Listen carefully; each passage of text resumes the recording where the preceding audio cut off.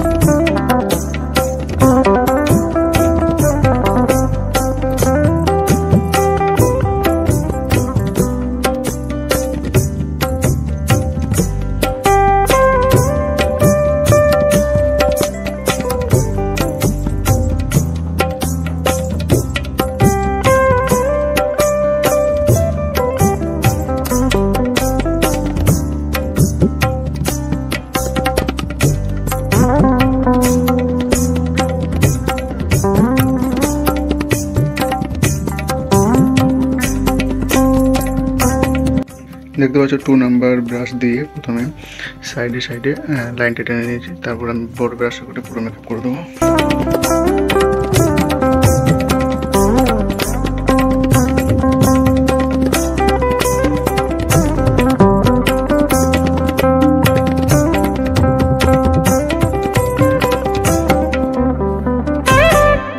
যেটা দেখাচ্ছি সেটা হচ্ছে যে এই দেখুন, প্রথমে আমি রেড কালারটা হালকা করে মেনে নিয়েছিলাম, তো তারপর আমি ব্ল্যাক দিয়ে হালকা উপর দিক থেকে শ্যাডো দিয়েছি।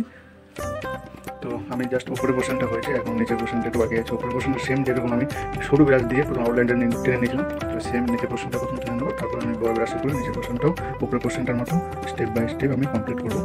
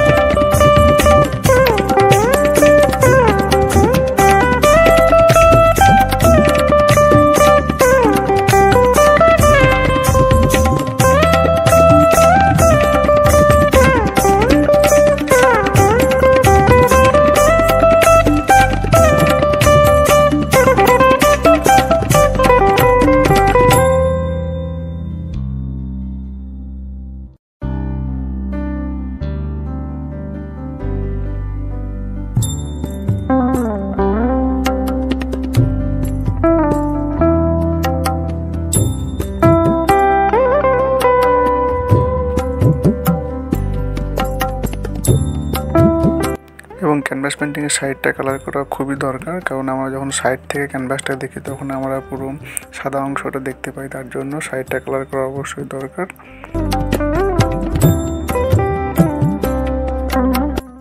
চলো টাটা, আবার দেখা হচ্ছে নতুন কোনো ভিডিওতে।